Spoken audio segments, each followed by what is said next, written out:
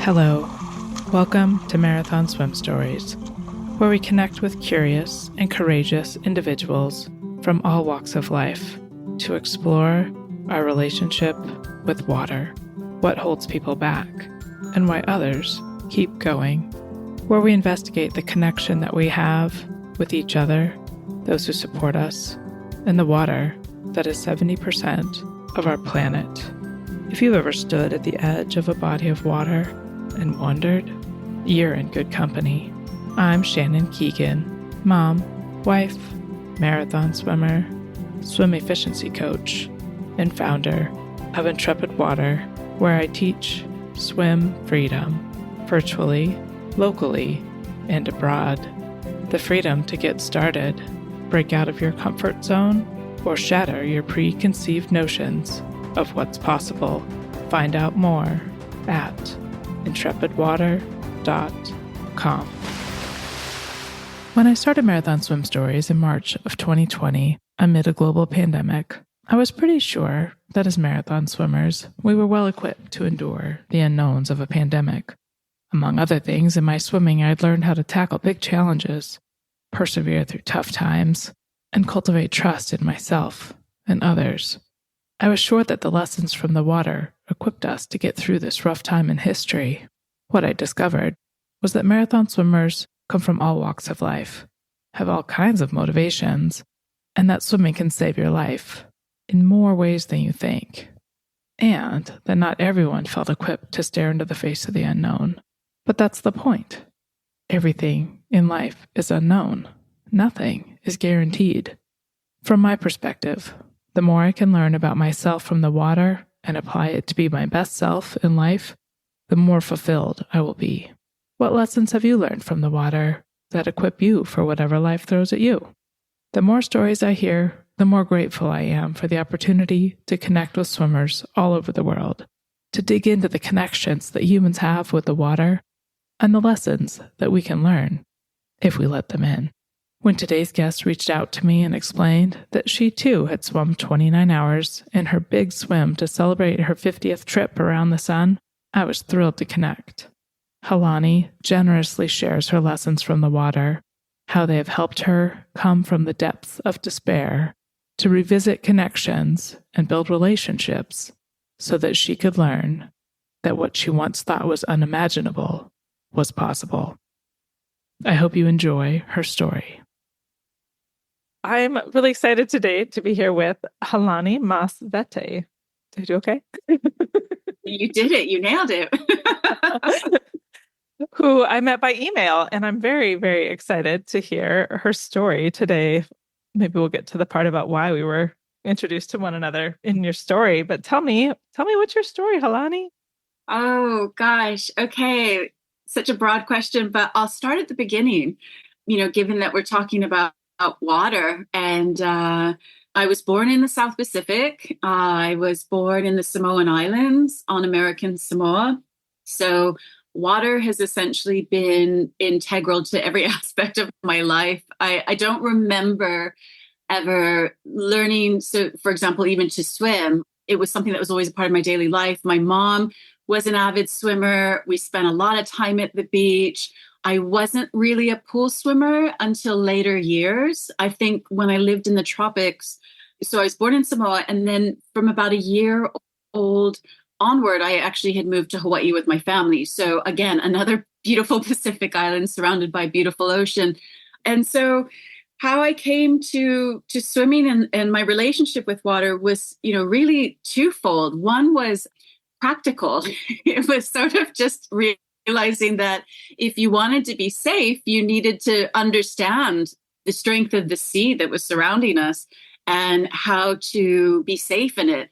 So I think really from an early age, that was probably my mom's intention, was both safety, but then there was that aspect of it, which was really about the pleasure.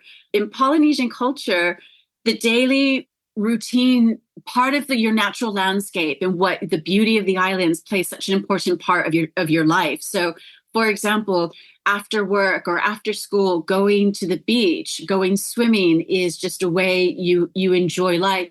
you take part in the natural surroundings that you have, even to things like watching the sunset. I can remember growing up and being with my mom, and she would just pull the car over on the side of the road because there's a place called Kahala on Oahu where I grew up. And it's a popular spot to sit and watch the sunset because you've got a great vantage point of the Pacific Ocean from there. So the enjoyment of the water was partly the beauty of it, but also the practicality of being able to exist in it and exist in it safely.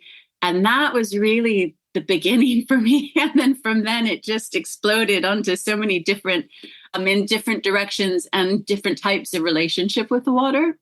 Yeah. So it's part of your life. It sounds like. I'm so curious about what it was like to grow up on an island. It feels so confining to me. Yeah. But we want to talk about your swimming. So we'll maybe table that one unless it becomes part of your swim story. So yeah, so take me from there. So you're on Oahu, it's part of your natural surrounding. It's how you recover from a day of school, a day of work. When does it become something that you're doing?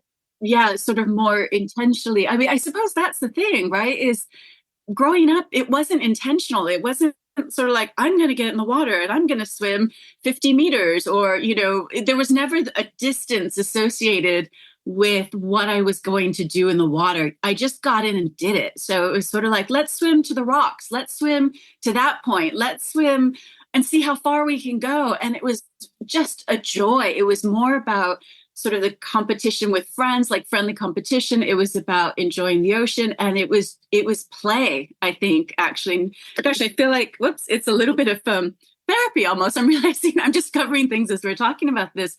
But early on, it was really about play and enjoying it. It wasn't until I would say when I was a teenager. So we moved from Hawaii to San Francisco, to the Bay Area.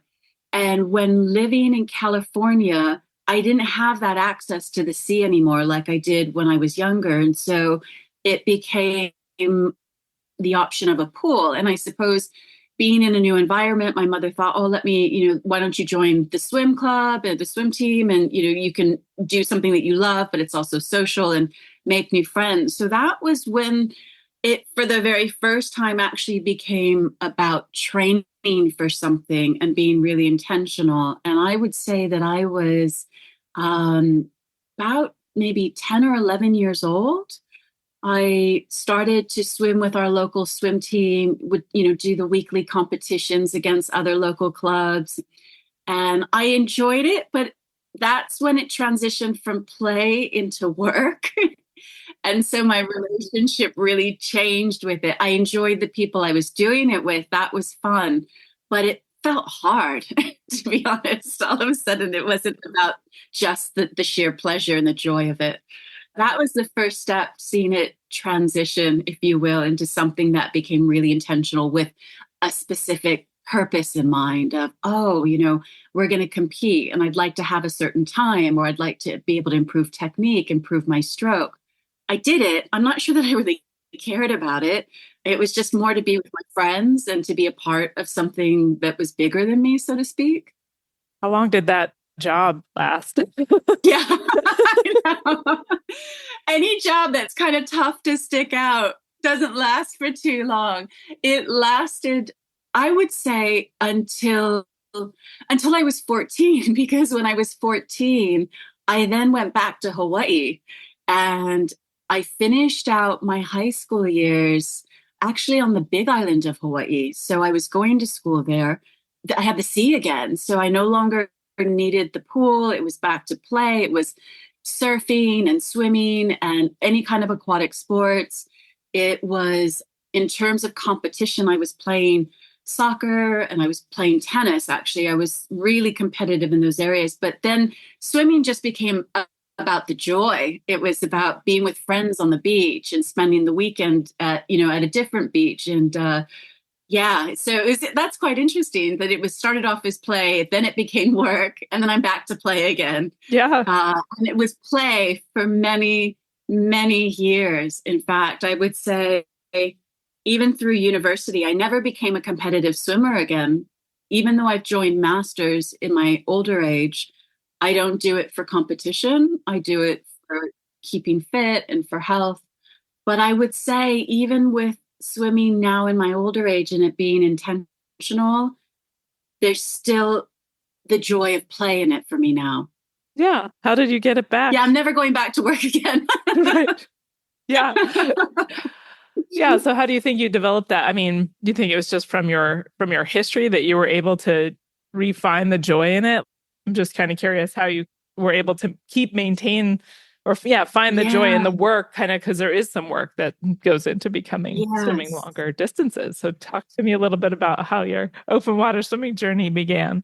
I know that's a really good question because I was back in Hawaii. It was about play for university. I went to Boston University. So then I was up in New England, and they're not too far from Boston, just outside in Concord, Massachusetts, is Walden Pond. And I remember the first time I discovered Walden Pond. I knew it, of course, because of Henry David Thoreau. And it's like, oh, the famous, Walden Pond and his time living there for 2 years. And so I'd heard about it. It's quite a legendary spot, if you will. So the first time swimming in it was really magical. It was the most beautiful, clear, pristine lake, really. It wasn't a pond, it's bigger. It felt bigger than a pond, but small enough that you could potentially swim across it. I suppose it's probably about maybe 2,000 meters. I'm not sure how long it is actually, but it's enough of a distance that for somebody who hadn't been training in swimming, because I wasn't going to go into the sea. Like when I moved to New England, the sea just became off limits to me. I thought, oh, it's, the Atlantic Ocean. It just seems tempestuous and it's gray and it's cold and ugh, who wants to go in that? And even when we went down to places like Cape Cod, which is quite popular for, going for a holiday, and there is some pretty water there, I still felt like, oh my God, it's so cold. So I always went to Walden Pond because it would heat up in the summertime and it was just warm enough for me to feel like, oh, this is really nice. And I would just spend hours in it with, even if I was with my friends, I was the one that you just couldn't get out of the water. And then I started to go, I'd swim further and further. First I did the width of it. I'd think, oh, I want to go swim to the other side in that direction. I noticed that I think they're probably triathletes or other swimmers, but they were in wetsuits and they were swimming the length of it. And they would do the length of it kind of back and forth, back and forth. And I remember watching them thinking, oh, that's kind of cool. Like, I wonder if I can do that. I don't swim in a wetsuit. I've never been able to swim in a wetsuit. So I remember waiting until like a warmer part of the season, August, September, and the first time that I swam the length of it and just feeling like so powerful, like, wow, I just swam the length of this little lake, if you will. And actually, what that reminds me of is my family. I also grew up going to a lake in northern Idaho. And so from Hawaii to this place that my grandparents had, there was the lake there. So I have really fond memories of that stillness of lake water, if you will. Very different temperament from the sea, at least when I've experienced it. I know lakes can count, depending on size and weather and location, can vary, but yeah, it's the serenity and the peace. And so that's the first time I thought about, oh, there's a point, there's a specific distance, and I want to try and swim that. In 2,000 meters, I'm just guessing. It took me a while, but it just felt so amazing, the thrill of it. I'm sure I went very slow, but that didn't matter to me. Mm-hmm. Yeah. Yeah. But there is something about that fulfillment about being able, like seeing a goal and being able to swim there. I feel like it is what keeps us looking for further points. And then when you can't see it, right? Yeah, yeah. That's it. You think, oh, am I really going to do this? But you're right. I mean, what's nice about a small pond, a small lake, is that I swam across it. I don't believe I swam back, actually. I swam part of it and went to the side of, the lake. It has a trail that you can walk all around it, so quite safe. And it was summer, it was warm, and I remember getting out and sort of walking back, but thinking, oh, I'd like to be able to swim there and then swim back. And I lived in the Boston area for many years, I think 17 in total. And so in that time, Walden Pond was where I always went. It was just it's such a special place to me. And I think maybe that was sort of the birth of actually thinking, how far can I go, and trying to push it. Did you do any other types of open water swims there? Or was it just this kind of for pleasure at Walden No, it was Pond? just that. Because to be honest, at that point, I don't think I realized that open water swimming was a thing. And what I mean by that is that there were other people that did it and thought about, oh, I want to swim this distance. And that's why I think the people in the wetsuits that I used to observe swimming across back and forth on Walden Pond, I just assumed they were triathletes. I mean, I could be totally wrong. For all I know, maybe they're really passionate open water swimmers. But for me, in my 20s, sort of my late teens and my 20s and early 30s while I was living there, it wasn't a concept. So I didn't think to look and see, like, oh, are other people swimming distances? Is there organized swims? Yeah, I think, and also in New England, so much, like a great number of months out of the year, it's pretty cold. And, I mean, you just came from Boston, actually. I'm thinking, so you've probably have some real familiarity with it. You've got this peak time, about 3 months, where it gets really warm and gorgeous, and then it starts to get really cold again. So I think from that as well, I just associated New England with like either sailing, if it was a water sport, or winter sports. Yeah. So it took a while. It wasn't until I moved to England, actually. So I've kind of lived all over the place. Yeah, you have. But I remember actually before I lived in England, I lived in Ireland, and I was just south of Dublin in a small town, coastal town called Dalkey, which is right on, it's the sandy. You've got the 40-foot bath, and that's a really popular bathing spot in Ireland. And I remember a friend said, "Oh, let's go there on Christmas morning because it's a big thing to go for a dip in the sea." Mm-hmm. And I thought that was just insane. I still had that mentality, like, it's part of the Atlantic. It's evil.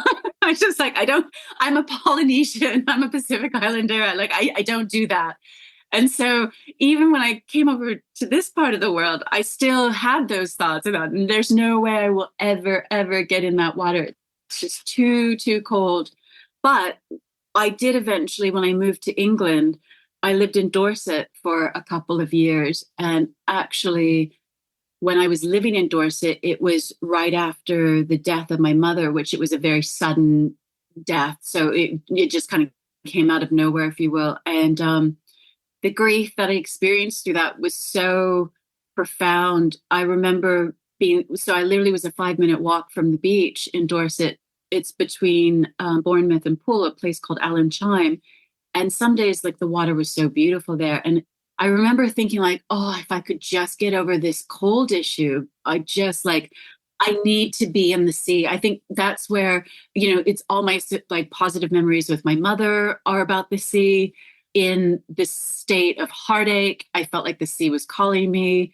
And so one day I finally decided to walk in the sea. That was the beginning of an entirely new chapter in my swimming life, if you will. Yeah. Yeah. It's interesting. Just the water does help us grieve, right? Yeah. Yeah. Tell us more about then. Where did that, so you finally get in the sea. It's cold, but you get in anyway. I get in, I scream. I think I was right. This is crazy. No, I did. I got in it, and it was so cold.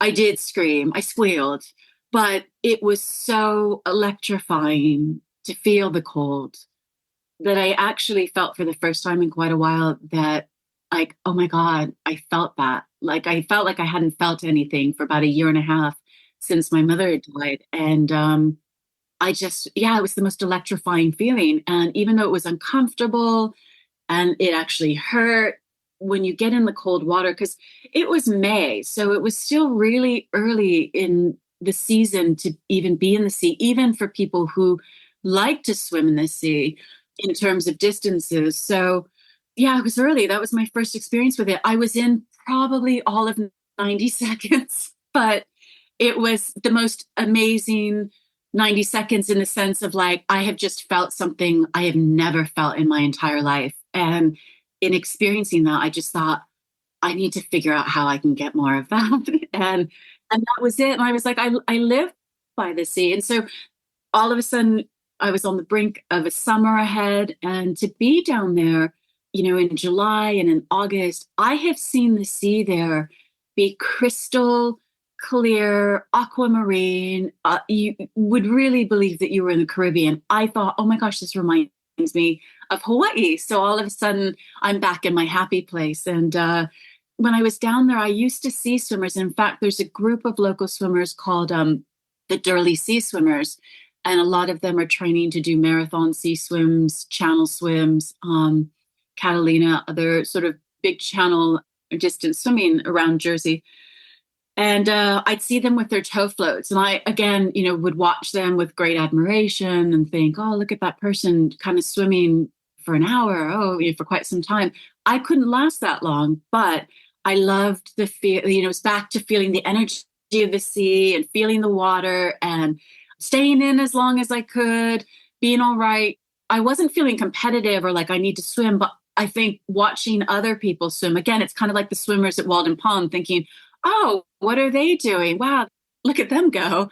And being curious about it. So that was the first time that I thought, right, I need to do something about this so that I can get back to really enjoying the sea the way that I remember enjoying it for so many years. So I signed up for a channel relay, an English channel relay. And I thought, if I commit to a group of people and I'm training to, swim something like the English Channel as a part of a relay, then I have to make good on it. Basically, like that's how I operate. I just thought, okay, if I do this and I commit to this, then hopefully the training to do this relay will help me to love the water, because it's just so cold. I thought, this is the English coastline is so beautiful, but it's the temperature that was really, really tough for me to get over. And in the process,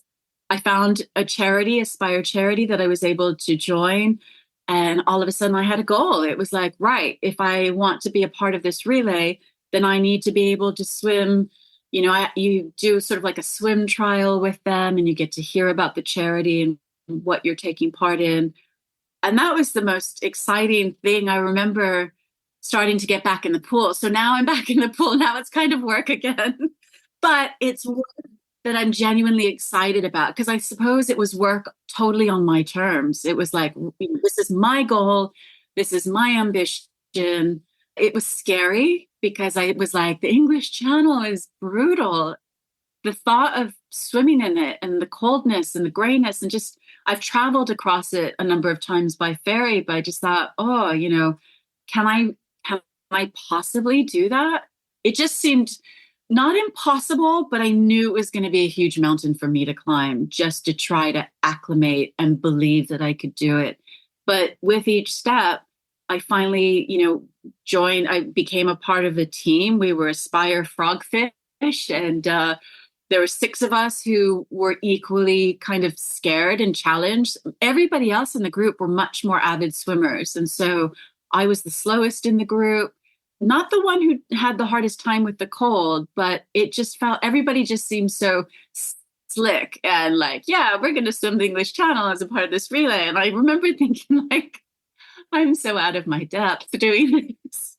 But then by the time I did swim it, we swam on the 7th of July in 2018. And it was like the most beautiful day and the most thrilling experience. And that then became, I always kind of joke that like a channel relay is the gateway drug to like channel swimming solos.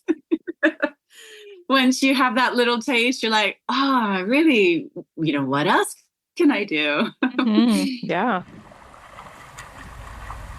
Did you know that you can support Marathon Swim Stories by subscribing? Even just a few dollars would be helpful to keep the stories coming to listeners like you. Check the show notes for a link to subscribe, and be sure to reach out to me and tell me what you'd like to hear more of. Thank you.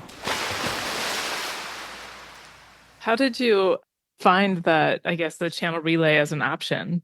Or is it just an ad you stumbled on or a friend No, or I Googled it because I think I was interested.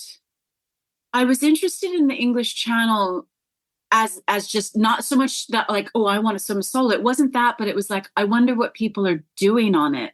I think that was the first time because I still didn't know that there was such a thing as organized swims. So, I went on to the internet and I started putting in search terms and trying to find out more information. That's when I realized that those people that were swimming, sort of near where I was down in Bournemouth. It was part of the Durley Sea Swim. So I got in contact with them to find out like what they were doing. And it was the internet really. And then when I found Aspire, I thought, oh, that's quite nice because I'm doing something for a charity, but it's also organized. I thought, I don't know anything about what I'm about to take on. So it'd be really nice to have somebody who's kind of doing everything for me. And my job is to, I'll raise some money and I will train and let somebody else worry about everything else. And so for me personally, because I also didn't know anybody, I've, originally from the States, I'm living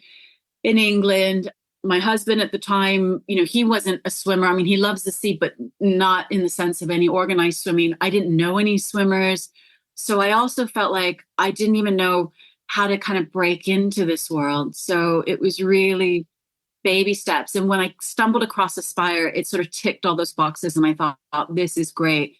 They'll put me with a group of people. I'll get to, meet new people, find out about the world of swimming. Yeah. And it was with them that the first time I swam in Dover, actually. And I remember like that was a whole nother thing. So we had to do a 2-hour qualifier in 15 degrees or less. Was it 15 or 16? And that's Celsius, mind you, not yeah, Fahrenheit. right. Yeah. And I did. Yeah, yeah, yeah. 59, 60 Fahrenheit. I know. I wouldn't come out alive. But I remember swimming 2 hours and just it, at that temperature, it was the hardest thing I have ever done. And I didn't think I was going to survive. It was so cold. We swam at Hythe Beach, which is it's 13 miles west of Dover on the coast, on the Kent coastline. And yeah, I remember, I think in the last hour, I almost thought I'm so cold I can't swim, but I know I have to keep swimming in order to try to stay warm. So I had this real, like this internal conflict thinking, I just need to wait this out somehow. And one of my team members saw that I was struggling and she kind of smiled and she's like, shall we swim together? And I thought, yes, please. So we did, we just swam out those final, I think it's, 45 minutes or so. And when I got out, I mean, I think I was frozen the rest of the day. Weather wasn't particularly nice, but I remember thinking, oh my God, I've done it. I did. Like I lasted 2 hours in the water. That's so amazing.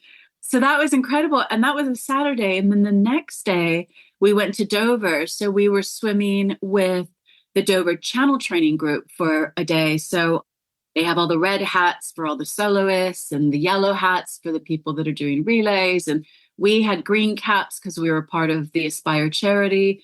And I remember swimming. So we did an hour and then we were going to be out of the water for an hour and then get back in and swim again. And I remember thinking, oh, this hour is so tough. And I remember watching these swimmers in the red caps and just thinking like, wow, they're so like tough and amazing. And I want to cry because I'm so cold. But that was something that really stuck with me. It has left an indelible image on my mind. The water being cold, the sky being gray, these red caps swimming around the harbor, and just thinking they're doing it like it's nothing and wondering, how does anybody ever get to that? Because it seems so impossible. Like I knew that the relay swim was going to be a mountain, but doing hours and hours of swimming in any of the water off the English coast to me was just next. Like that was otherworldly in my eyes. Yeah. Yeah. So there we go. Yeah. So you did your channel relay, you said, on the 7th of July in 2018. Yeah. And what was it like? You said it was a beautiful day, but what was it like, I It, guess, we, climbing that mountain? yeah, I mean, we started at 4:30. We literally left Samphire Hoe Beach at 4:30 in the morning. The sun, there was a grayness of the sky because it was before we were even getting to dawn. So you knew that dawn was coming, which was quite amazing. And it was so flat that I remember. So I was the last swimmer to go in the group because I was the slowest swimmer. So I had 5 hours before my swim. So I'm watching the sunrise come up, thinking, wow, I'm watching the sunrise on the English Channel. It was so flat that literally the sea looked orange because as the sun was coming up above sort of the hills in the distance and rising above, so that it was, sort of casting a light on the water. I remember the water was totally orange. It was illuminated by this light, and just thinking, no, so few people probably have ever seen this. This is the most extraordinary thing I've ever experienced. And yeah, so there I was 5 hours. And then when it was finally my turn to swim, we were in the separation zone. We were nearing the separation zone. And basically, that's where you get all the like flotsam and jetsam, is it? And the jellyfish, because you've got basically all the big ships that are going south along the English coast and going north along the European coast. They're pushing everything into the center, basically. And then it was my turn to swim. So I got in. I jumped in thinking, like, because it was such a warm day as well, thinking, oh, this is going to be nice and refreshing. And I remember as soon as I jumped in, I did a flip. We recorded it, and then I almost shrieked again because I realized it's not as warm as I'm imagining. Like it's a lake or it's Hawaii, but because it was so beautiful that day, my mind completely disconnected with the fact that this is the English Channel. So I was swimming, and the other thing is not too long into my swim, all of a sudden, I was just having jellyfish after jellyfish Oh after my gosh. jellyfish. So I was petrified, but I kept swimming. And the hour went more quickly than I imagined it going. But one thing I remember when swimming, I think I was so distracted by how many jellyfish there were. And there were two of my team members standing above the boat or standing on the edge of the boat looking down. And I thought, oh, that's really nice. They're watching, sort of giving me positive energy. And I'm watching all the jellyfish. It turned out, I mean, most of them were beneath me. So even though I was swimming, even with my stroke, I actually wasn't bumping into them. Every now and then there was, one or two that I realized, okay, I'm going to swim around that. And because I didn't know the jellyfish of the English Channel, I just thought all I could see was pain. Like I was just like, to me, jellyfish means pain. So it turned out when I got out from the water and I was talking to my two team members who had been looking down, they said, oh my God, Halani, because I was like, oh, that's so nice. Thanks for watching. They're like, Halani, we were watching you because from where we were standing, there were so many jellyfish. It looked like a horror film. Oh And I was gosh. thinking, they were mortified. It was like, and I knew that there was a lot, but from where they were standing, they could see the vast, it was almost like as far as the eye could see. They were just hundreds and hundreds of jellyfish. So I was like, well, the thing is, I didn't get stung once. So I think I was mortified. And I think that's part of what helped the time pass quickly because I was so engaged with my fear of them. And then when I went in for the second time, I was really quite excited. And I don't recall having lots of jellyfish. I remember swimming. I think there was a bit of like, I had the current like with me. So, when you swim with the current, you feel like you're just so fast and amazing. And I remember I think my cadence was really quick and I was thinking, oh, I'm like shredding it. I'm swimming so quickly when in fact I really wasn't, but it was really enjoyable. We ended up landing, I think our swim, it was 13 hours, like 13 hours and 19 minutes or 9 minutes or something. And so we came back and it was such a celebration and such a joy and the camaraderie and the thrill of having completed it. It was just, yeah, I mean, I climbed the mountain and I just, thought this is so incredible. So of course, in the back of my head, I was like, could I do a solo? And then that became the big question. So yeah, so I did. So I ended up signing up. So I'd signed up for a solo swim. And actually that was for 2019. And I went in July. In fact, it was July 17th, but I should say it was my first attempt. I made it. I swam for about 13 and a half hours. And it was one of those situations where, I could see France. I was so close, but it's that illusion, right? You think, oh, France is right there, when in fact, the current, and the tide or whatnot, it's like it's taking you. Like I wasn't swimming to France, I was swimming sideways, and it was going to take a long time. Yeah, so there's quite a few things actually that just didn't quite. Well, I put it off as this. I think that first swim was really one of the best learning experiences I've had, because there were a lot of things that didn't go right for me, partly because of decisions I made or things that I was thinking or feeling. And I realize now, looking back, I remember feeling a little bit of pain in my left shoulder on that swim, actually. But you don't know what your limits are. So I thought, if they were projecting. So what happened was I was 13 and a half hours into my swim, and then there was a boy in the distance, and they were calculating my speed against, reaching this boy in the distance, a boy. And so I remember my crew, they were all talking on the side of the boat, and I thought, well, something really serious this seems to be happening. And one of my crew said to me, do you want to know what's going on? And I thought, well, I guess, I guess. Yeah. I mean, what Weird do you say to question. that? It's Yeah. just like I was totally like, okay. And she said, well, based on the calculations and the speed that you're swimming, it could take you another 10 to 12 hours to potentially reach France.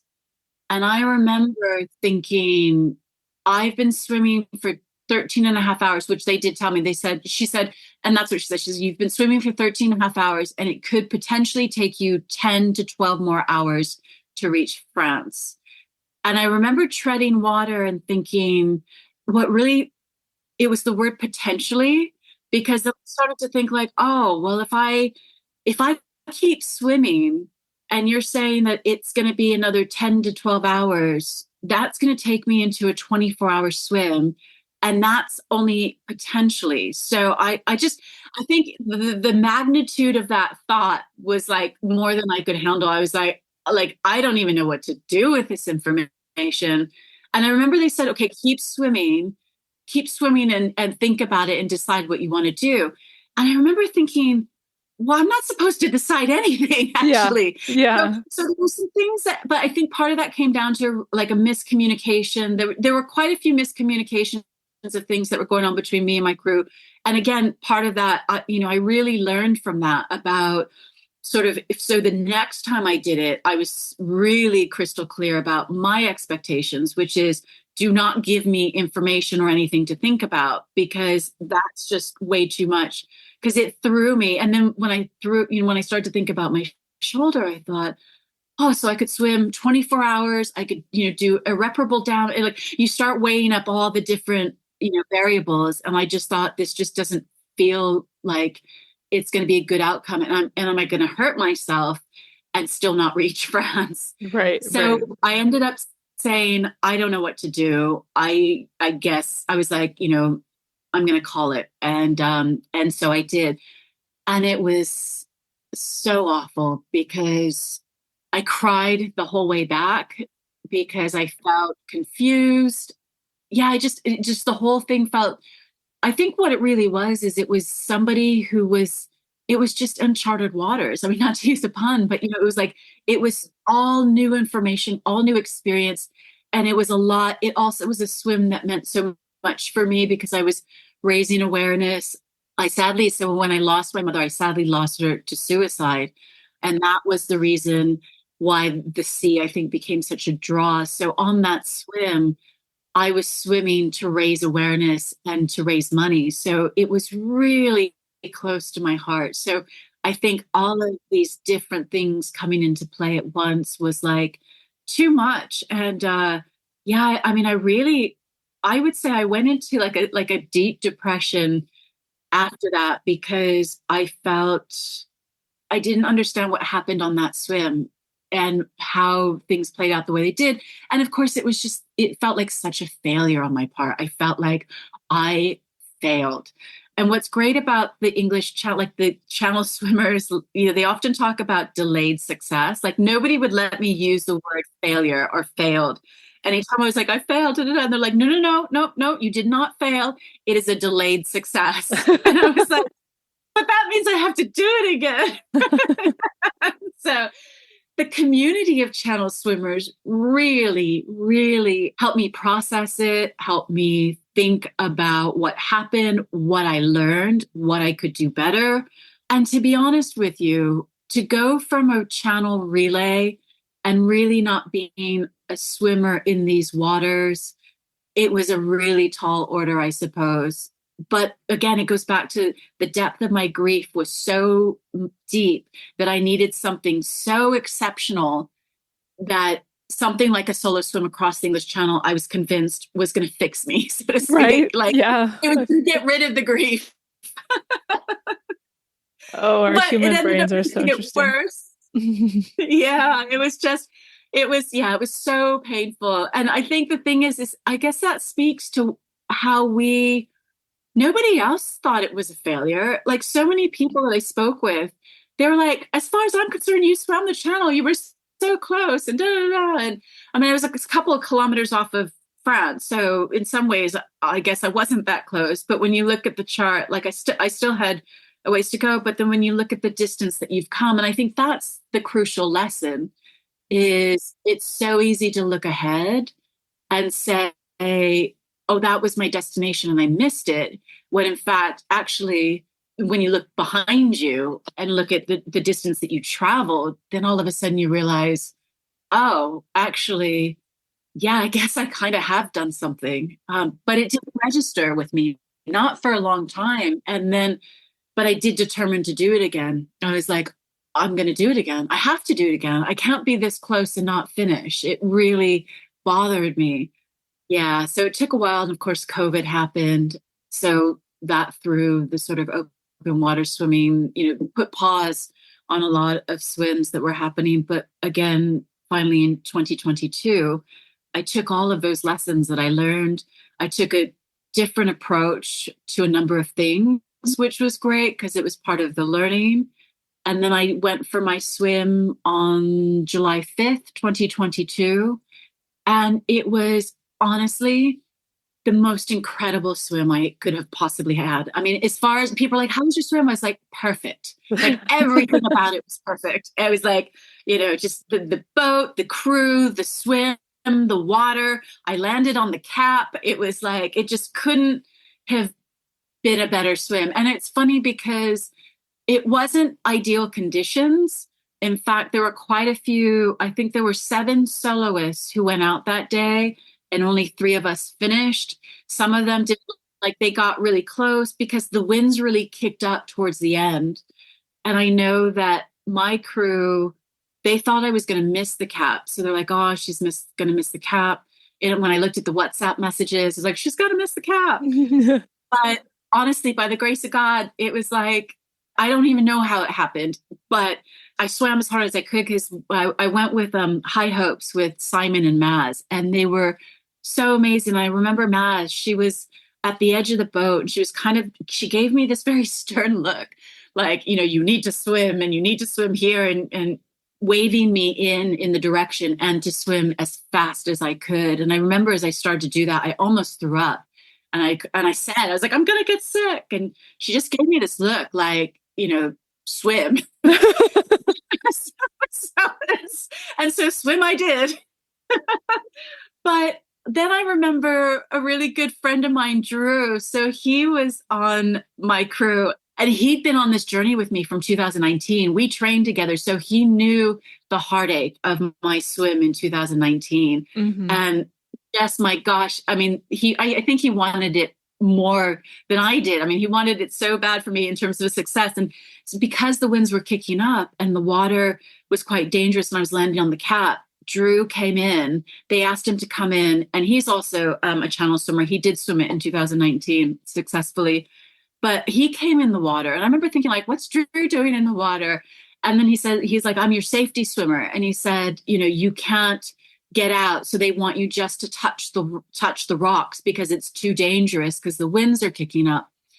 But I remember there was Drew, and I was thinking, oh my God, Drew, like, yeah, it's happening. And because I finally got to the cap, I was like, I'm getting out. like nobody's gonna take this moment.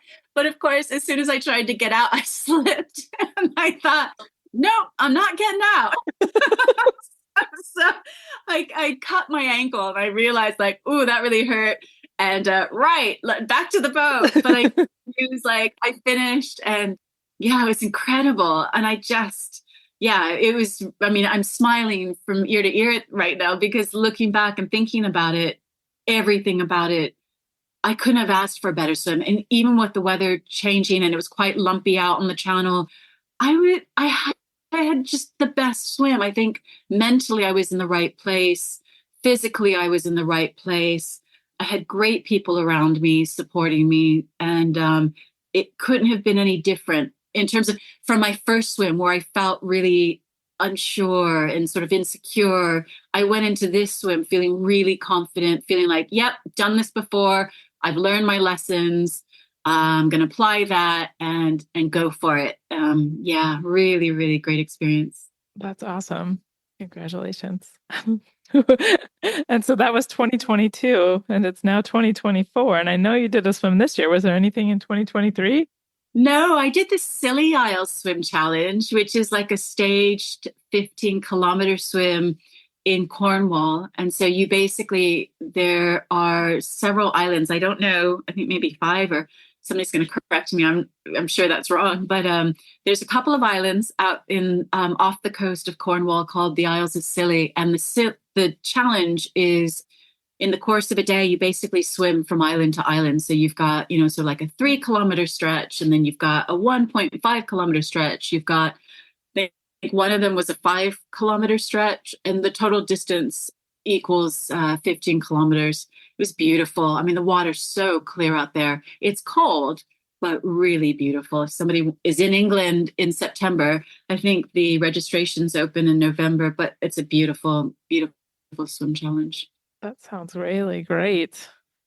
Well, take us to this year. What'd you get up to this year? More trouble. It's funny. So, back to the world of playing. Well, since my mother, ever since she died, it's been a really sort of a mission for me to champion suicide prevention and bereavement resources, really raising awareness, because she was such an incredible athlete. And I think in the case of when people go through this experience, oftentimes you think, why would they do that? Because they seem larger than life. And so this year marked 10 years since she died. And I think over this time, having championed all of these causes around mental health and like I said, suicide prevention and bereavement support, I wanted to do something that celebrated her life and that was back to the place of joy. So I decided to take on the Molokai, also known as the Kaiwi Channel Swim, which is one of the Ocean's 7 between the island of Molokai and Oahu. And I knew that I wanted to do it as a tribute swim for her.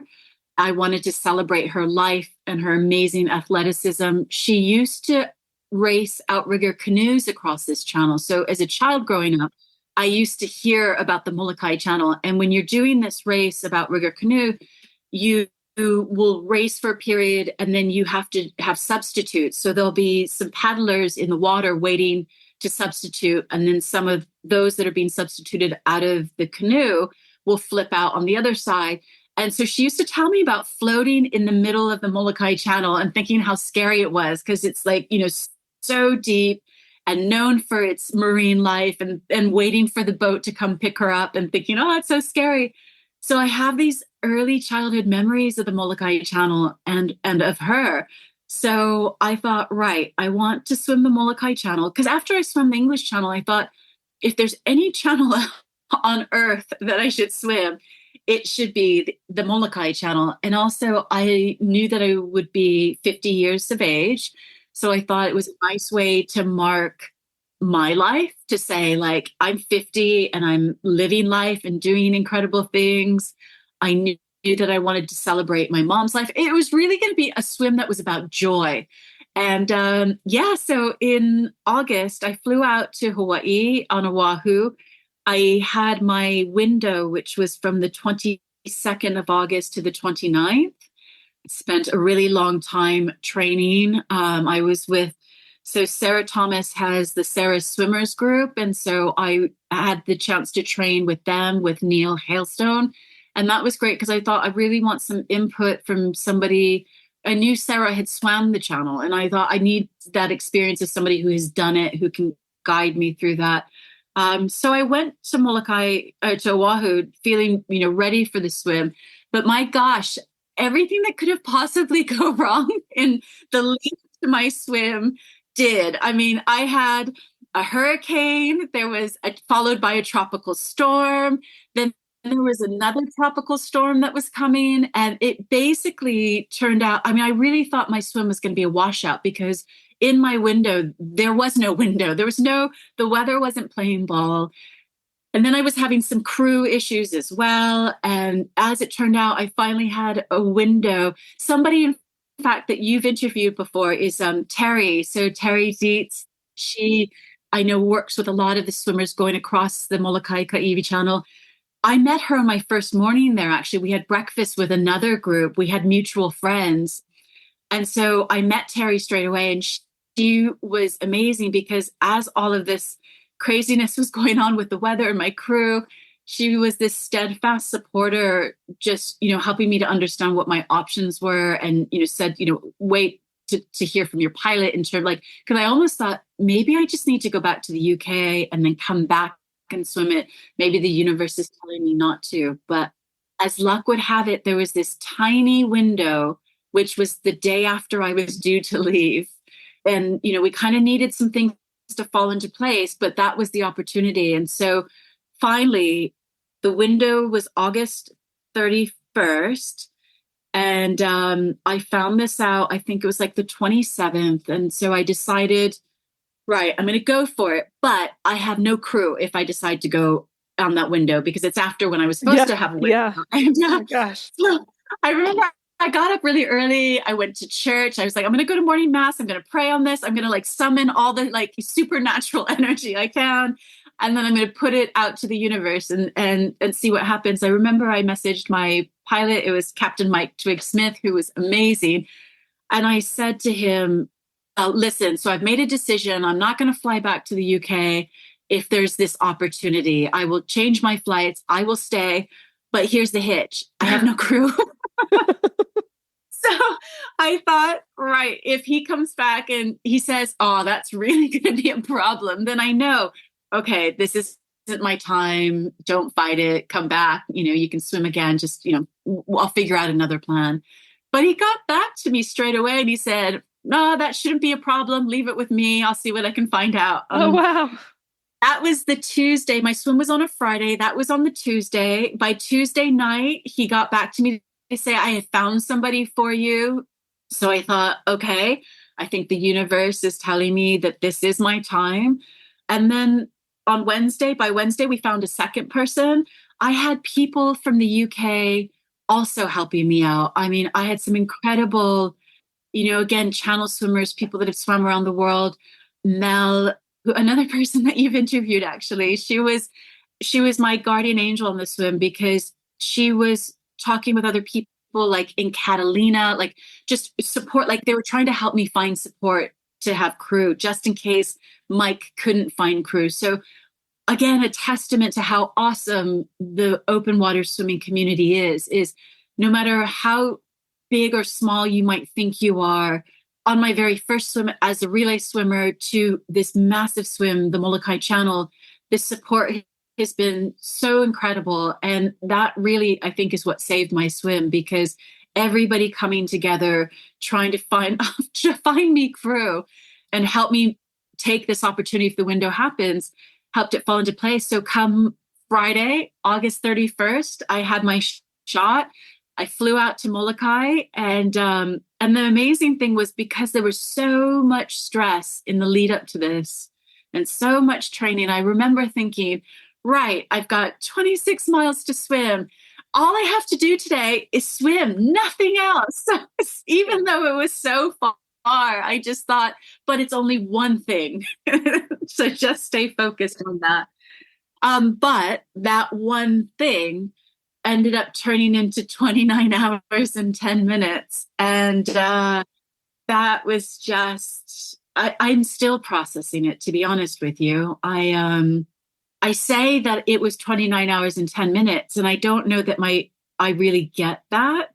I thought it would probably be about a 20-hour swim, and that's what I've been training for. But yeah, about 8 kilometers off of Oahu, my right shoulder, so it wasn't my left shoulder this time, it was my right shoulder, was really starting to play up. It was, I could still use it, but it was really, really sore. And I remember that was the first point where I kind of hit a down point. I never thought to quit. I never thought I'm unhappy, but I remember starting to feel some pain, and I could see Oahu ahead, but it was that same feeling with France. Like, like it's so far away. Like, we swam for a while, I remember. And then it just, for the longest time, it just seemed to be the same distance. And I just was like, why isn't it getting any closer? But my crew was so awesome. I had 2 crew members, support crew named John and Jenny, and they never let in. There was never negative energy. It was always smiles and thumbs ups, and you're doing great. When I hit that sort of down point at one point at the 8 kilometers, John was like, "Do you want me to get in? You can have a support swimmer." And I was like, "Oh my God, I totally forgot about that. Yes, please." And that helped me get back into a rhythm. But I kept swimming, and they said, "You're swimming into a head current." And as I was swimming into a head current, I was starting to feel like my shoulder was like progressively getting worse. And I'm a bilateral breather, meaning I'm breathing on both sides. But I did reach a point where I could no longer breathe on my right side, because lifting my arm up over my head was causing a lot of pain. And so I just thought, right, I'm just going to breathe on my left side. Thankfully, the boat's on the left side. I've got a kayaker on the right side, so I'm good. And so I just kept swimming and swimming and swimming. But as I kept going, I remember like the sun was starting to set, and I was like, I already saw a sunset when I started my swim. Like, I've swam into one sunset already. And I thought, oh my gosh, it's getting gonna get dark again. And Oahu still looks far away, and my shoulder's hurting more and more.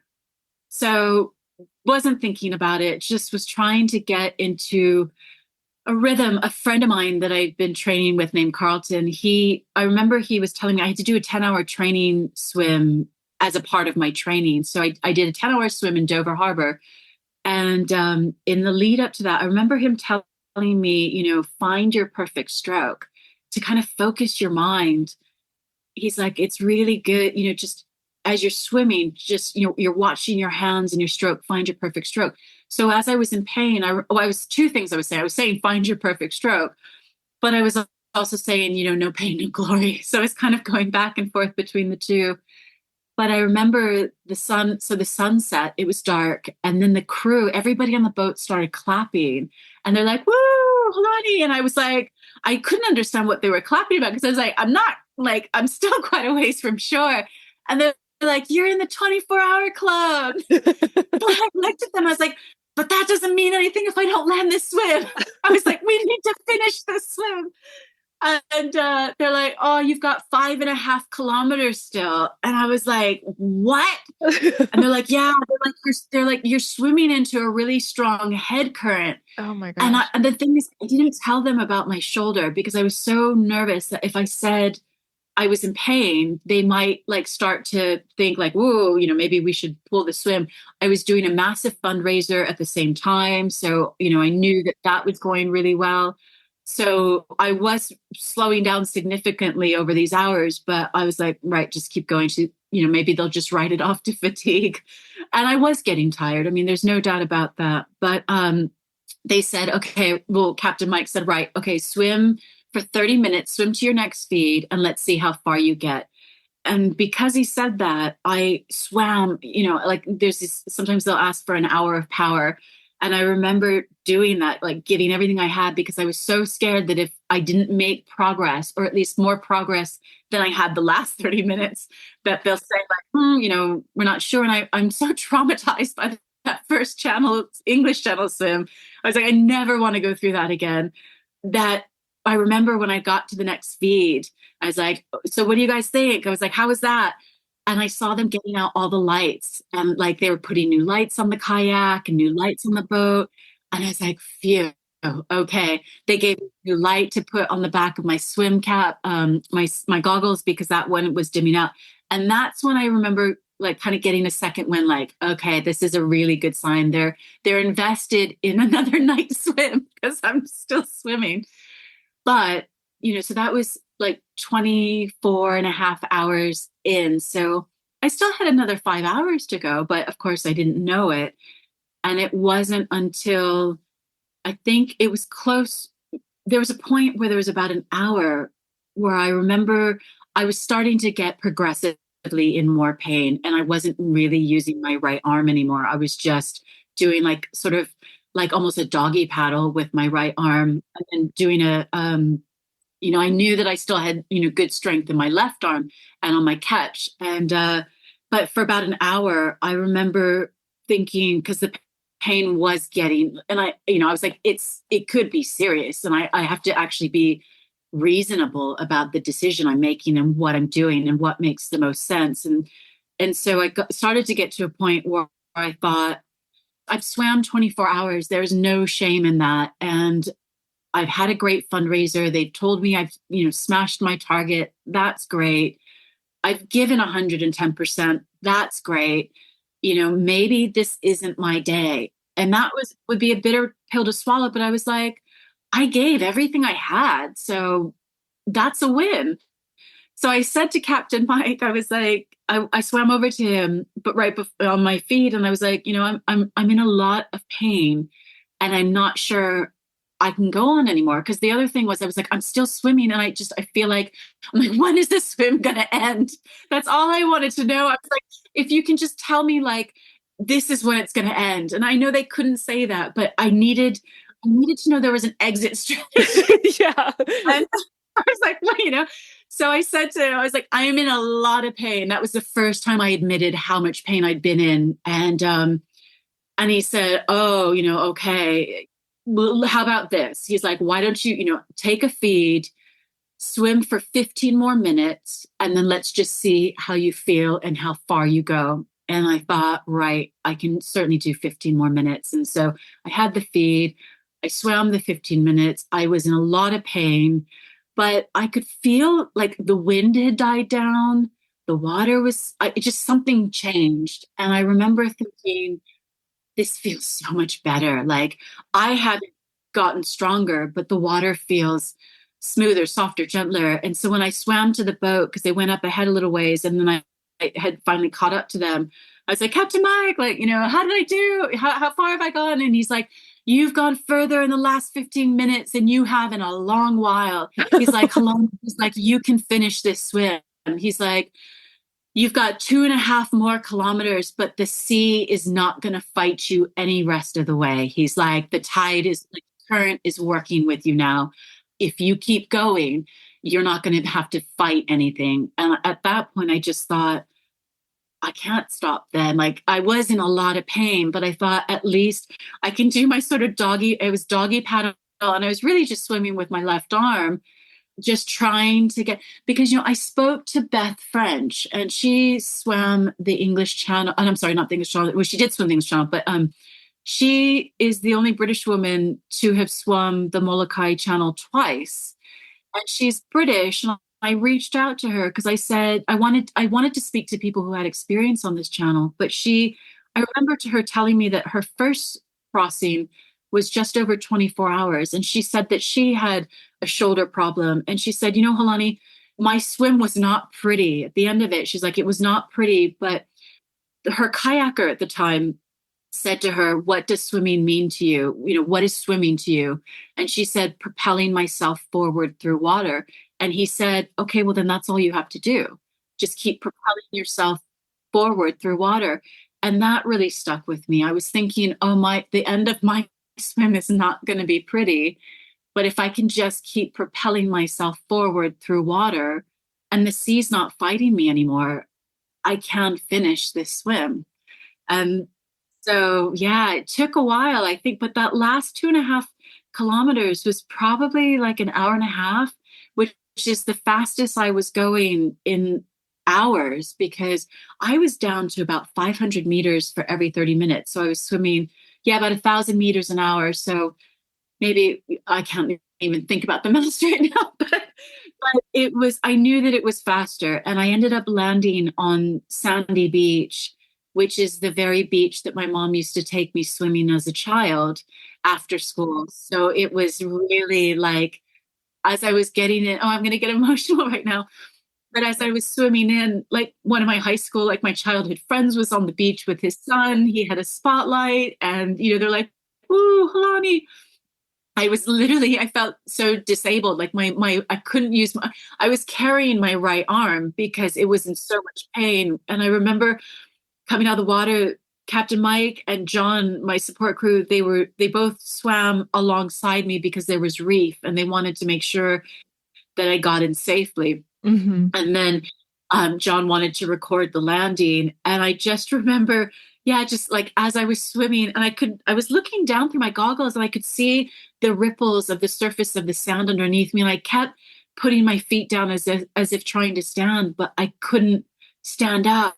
But I just kept thinking of my mom and I kept thinking of this beach and, my father, my parents, my family, my childhood, thinking about all of those days of playing and then just thinking, oh my God, I don't think I realize what I've just done. And if the little girl on that beach so long ago had any idea what this 50-year-old woman would embark on and finish, I wouldn't have believed it.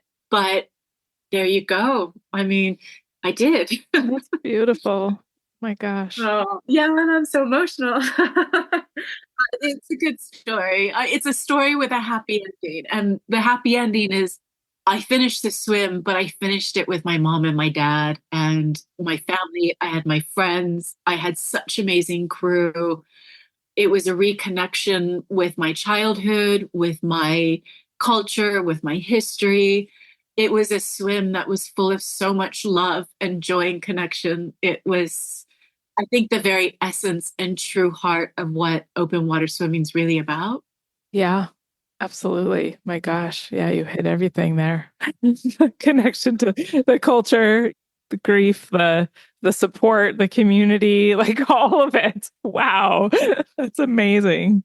It was amazing. I'm so grateful. I mean, it's all I just, the countless gratitude. Because I owe so many people a thanks because from that channel relay swim, thinking I couldn't do it, to all the people I've met along the way who have believed that I could, not because they knew me, but because as, maybe longer distance swimmers, more experienced swimmers, everybody has that journey, right?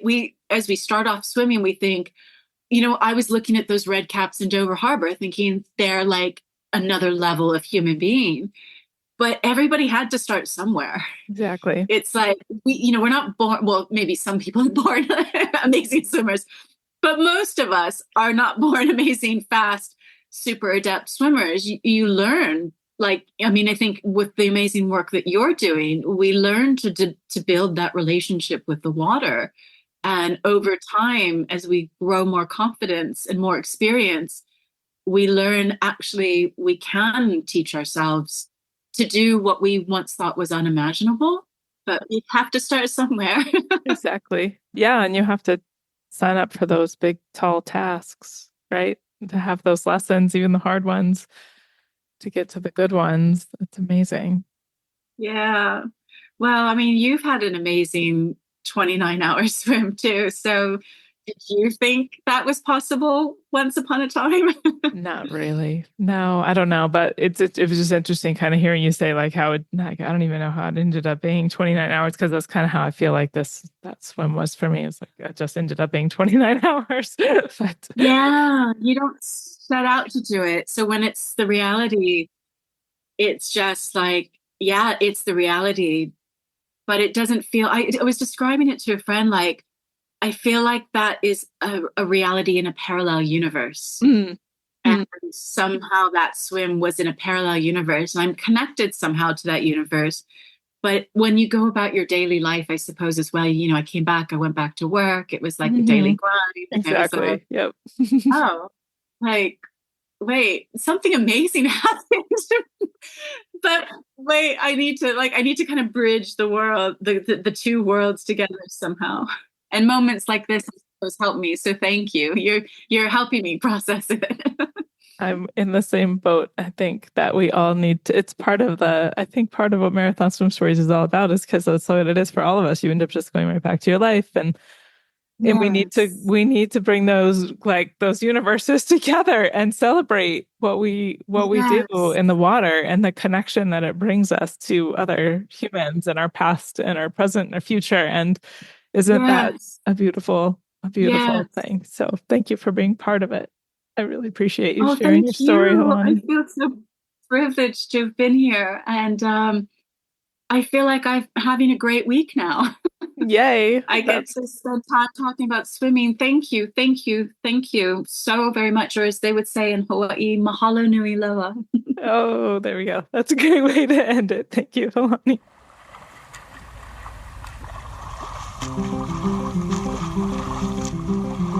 I hope you enjoyed today's episode.